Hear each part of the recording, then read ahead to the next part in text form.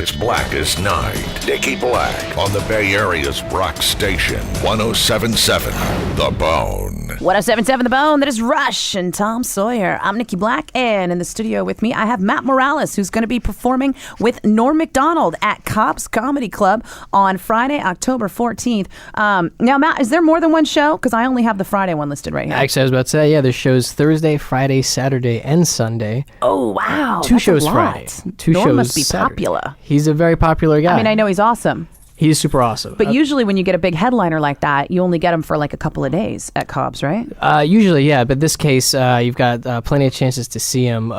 So one show Thursday, one show Sunday, and then 8 and 10:15 on Friday and Saturday. Although you do want to get tickets in advance because they'll probably sell out. I think this makes him totally stalkable. Oh, easily. Yeah, easily stalkable. I've been personally stalking him in the interim while waiting to do these shows. Even though you're opening for him. Well, I want to know a little bit about him before I hang out with him. You know, I don't want to do like 3 minutes on just stalking him in your act. Exactly. Like I've been, camping out at his place, just kind of looking in, like getting an idea of what his morning ritual is, so that way I can be like, "Hey, Norm, Crest, right?" And be like, "Oh my God, it's amazing. We have so much in common, and then we're friends, right?" That's how you do that. Waxed floss, bro, down, Yeah. totally.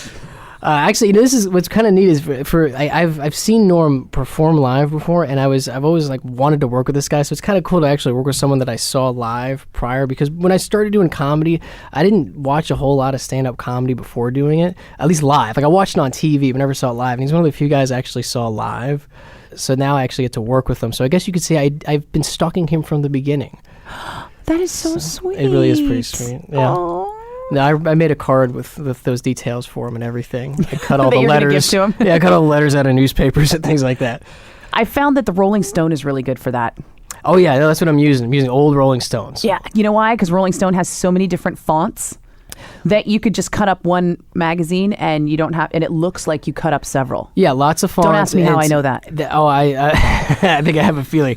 Also, it's glossy, and he deserves glossy. He does. Glossy. Satin finish. No less. Yeah, no matte finish. No less. Not for Norm McDonald, unless it's a Matt Morales finish. Oh, puns! Do I sound as sick as I am? By the way, do I? No, you don't sound sick at all. Okay, you don't either. Okay, because I feel like I sound sick. You sound a little high pitched, but I think that's just your girly voice. That is just my girly voice. Yeah, no, I'm glad you brought it up. You're good. I like to let the audience know right off the bat that that's just my womanly manner. You're in touch with your feminine side, and it's not a bad thing.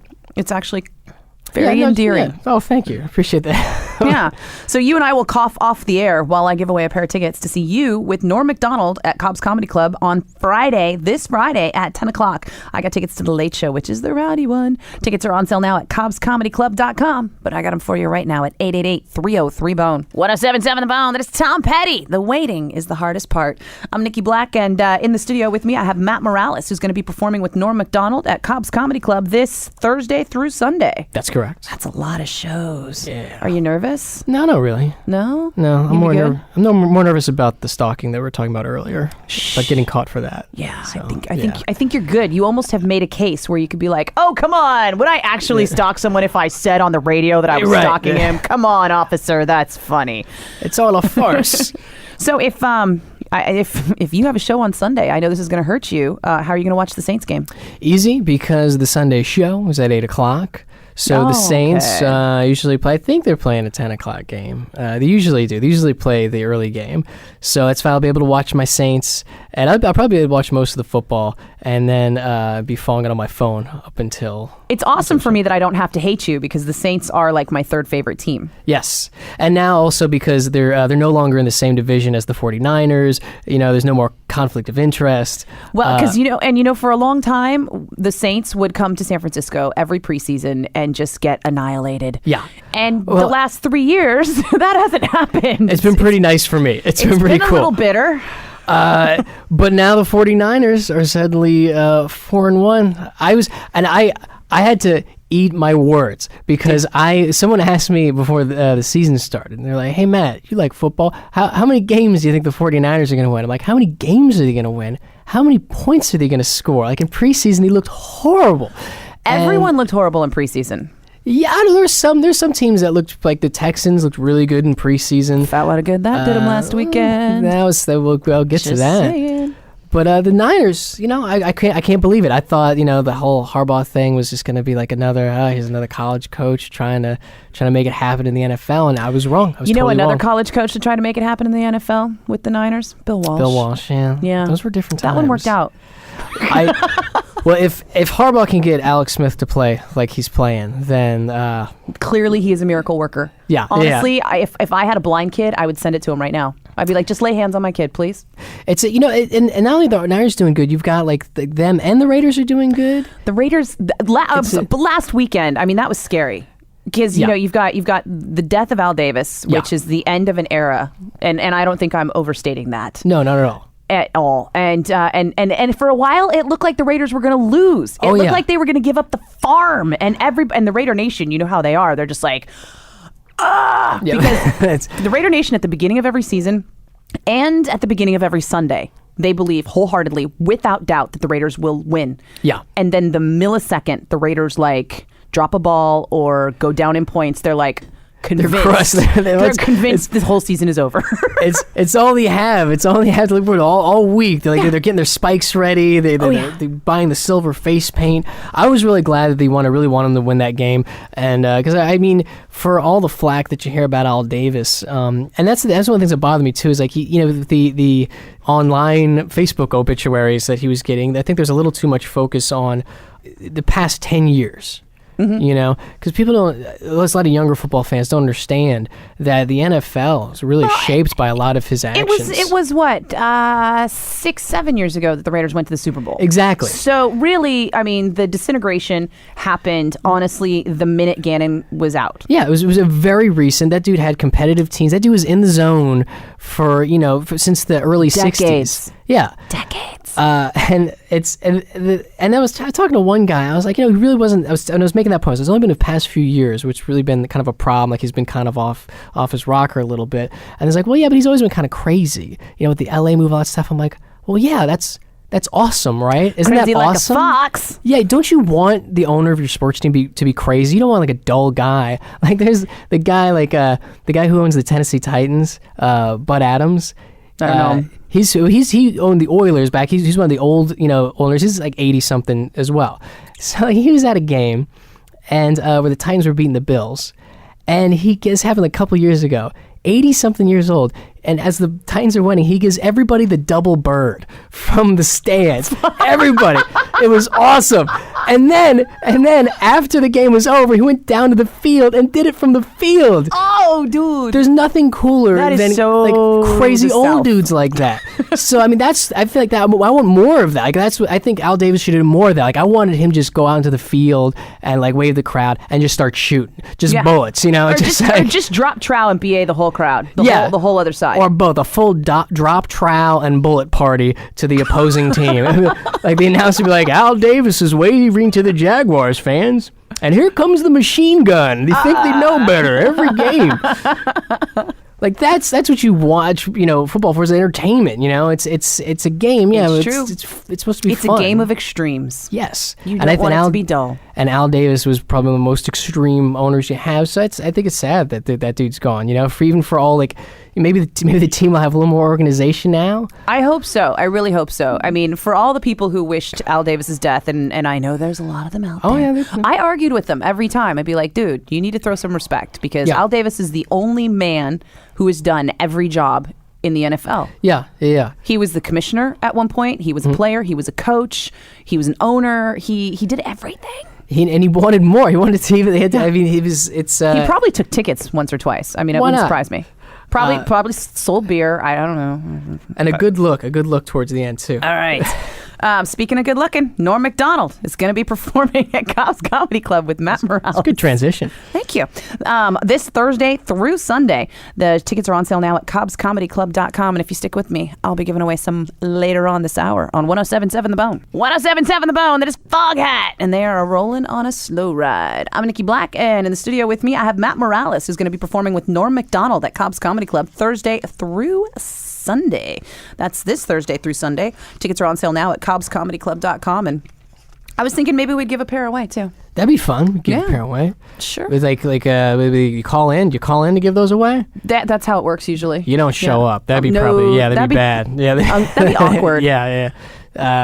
So what number do they call to win those? Is there a number? It's 888-303-BONE. You should know that by now. I should know that by now. I would Did think. you see that picture of Axl Rose recently? No, but I heard he's like super fat. Oh my God. He Yeah. looks like a fat guy wearing an Axl Rose mask. Like that's what he looks like. It's like it's Meet the Crumps, Axl Rose style. It looks like a joke. It looks like they're like Guns and Diabetes. Like that's what that band. It looks Appetite for horrible. Everything. Yes. Yeah. And he's wearing like a big long yellow coat as well. So he's not even wearing like anything, but he's kind of doing like a cross thing. Like he's got the cool cowboy hat, the cool like rock star cowboy hat, but then this long yellow poncho. Poncho? He's something like that, yeah. And then he's got gigantic. Ponchos are never cool. Yeah. And then he's got the gigantic fat face. His face looks like 7 faces. Like that's how many. Is this how he looked at the Brazil? Because they just played in Rio. They just did Rock in Rio. That was the show. That's what it was. That was yeah. So he's wearing a poncho because it was pouring rain. Yeah. But okay. But I figured like in the past he would have worn shorts. Like, I know he's older now. Yeah. But I think that's the problem with sometimes like when you're trying to do that band a little too old. Like everyone remembers and loves Guns N' Roses.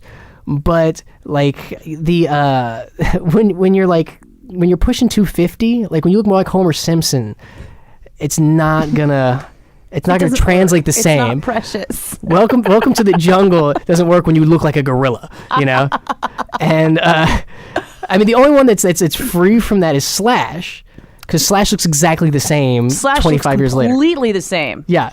He just at least as far as we know, because nobody could ever really see his face. Smart, right? Just Smart guy, huh? cover the face. He could have been 72 when Guns N' Roses first started. He could be 70. He could be rocking the big 7 faces. Like he could have the big face, but we would know because his hair is covering he could have, 6 of them. Quado on the side of his head or something. Totally. Quaid, start the reactor. Well, I was wondering if you saw it because I was just like, oh my God. I have not yet Nikki seen it, but I did hear that he was super duper fat It was again. super fat and super sad. It's I don't know how he performed. Sad fat Axl. If he can perform, I guess it's all right. But he's not. It's kind of like watching John Popper get fat again. Is he fat again? Who would know? Because nobody's watching him. Well, that's true. Yeah. I think what some of these guys don't learn from Elvis. Like they're kind of. Like no one saw that with the sweat and the leisure suit and the lamb chops. Yeah, it's like you got to make a decision. Either you lose the weight or you just can't do it anymore, bro. You gotta let someone else take the helm.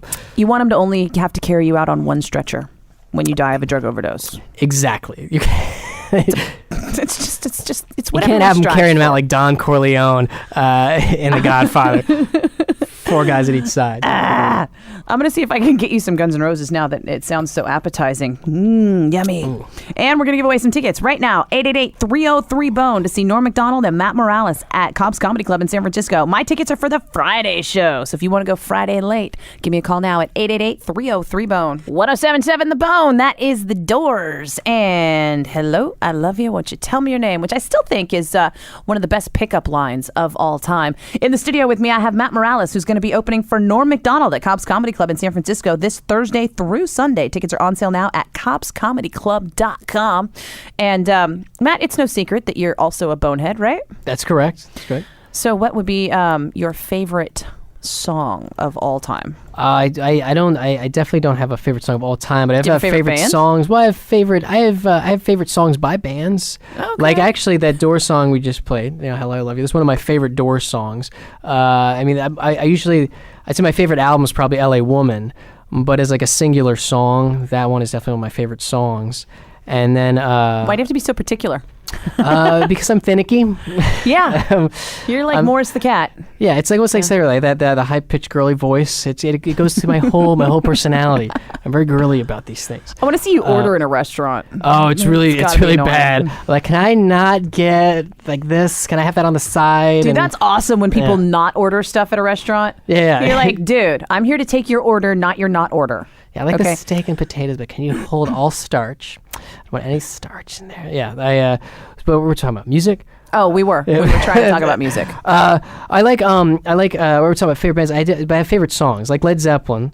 My favorite Led Zeppelin song, which is people think is weird, is "Fool in the Rain," because usually that's not someone's favorite Led Zeppelin song. It's not one of the most rockin' Led Zeppelin songs. It's not at all. It's like definitely a black sheep of their favorite Zepp cuts. Yeah, but I love that song because it's that the greatest disconnect between the band members I've ever heard. And I think if you listen to it knowing this, you listen to it a whole nother way. Because if you listen to this song, it sounds like John Paul Jones, Jimmy Page, and Robert Plant are all playing this really like kind of hippy dippy Caribbean spaced out peyote filled beat, and John Bonham for some reason sounds like he's woken up from a drunken stupor, has taken like 4 more quadruple vodkas, and he's banging out one of the heaviest drums tunes in any Zeppelin release. If you go back and listen to it, it's absolutely hilarious.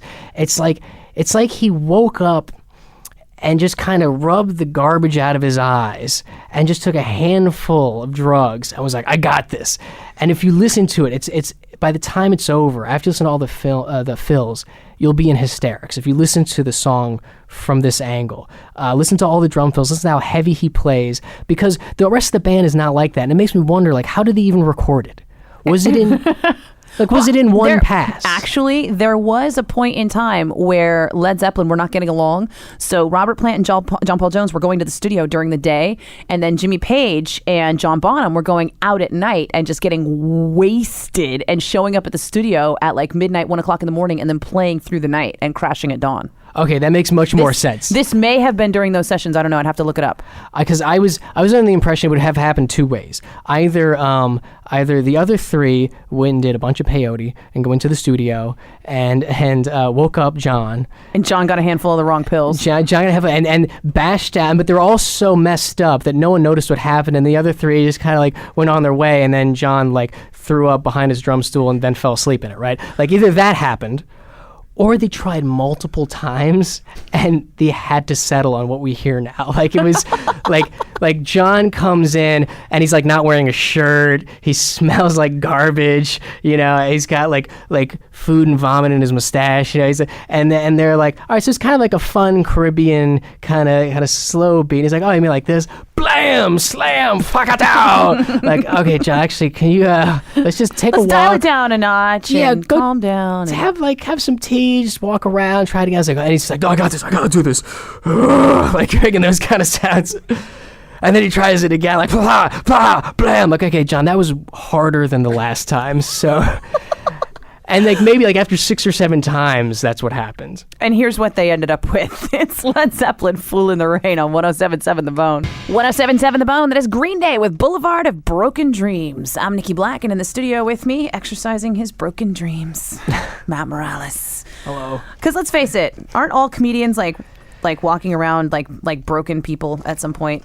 Yeah, no, this whole radio interview was preceded by all day crying. Yeah. And after I'm gone, I'm just gonna resume the broken crying. So. Like honestly, most comedians usually it's rare occasion that I see a comedian go up there and talk about how things are so awesome.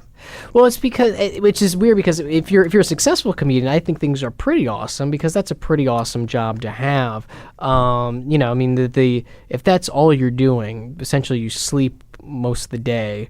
And then you work you work on your material and you perform it, and then you just drink the rest of the time. Yeah. But what's like, is that a typical? Because that's what I figure. A typical successful comedian's day is like sleeping till 2 or 3 in the afternoon, getting up, drinking copious amounts of coffee, and then reading like the daily papers and doing some like social networking, and then heading to the club, drinking copious amounts of booze, doing a couple of sets, and then going out. That's when you're on the road, but then, you know, you can't just, most guys don't just want to be road dogs, so they do other things. But, you know. Have bands? Yeah, they have bands. Like they occupy. Yeah, that's just my backup plan. Here's your cue to plug your band. Oh, am I allowed to plug my band? Yeah, go ahead. Oh, okay. I mean, the comedy doesn't work out. I have a band. I've got it all figured out. Yeah. Your backup career is a band. And you can check out my band on runamuckrocks.com. We have a song that was on the Bone. Jaeger played it on Local Licks. It's totally legit. So we must be doing something right. Go to runamuckrocks.com and check that out. But so that's my backup plan if the comedy doesn't work out. Oh, I was gonna say the reason everyone's so sad though is because maybe the outside seems kind of awesome. Like okay, he's just drinking and sleeping. Sounds not too bad. But it's what goes on in the comedian's brain. I think is what's nothing's where the right. Chemical deficiency begins. Yeah, there's nothing right up there. So you can change everything in the outside world, and then the brain will still be all messed up. So like Prozac is probably what's killing like most stand-up comedians of the future. Absolutely. Yeah, antidepressants are just destroying comedy. An antidepressant in someone like Joe Rogan's brain would be devastating to his career. It would be horrible. Like that guy needs to be consumed. He has to be ADD and totally pissed off. Yeah. And he has to. His job depends on it. So yeah, but I mean, I don't know. It's to be honest, I kind of like it. I think it's kind of fun. So. It's a way of life.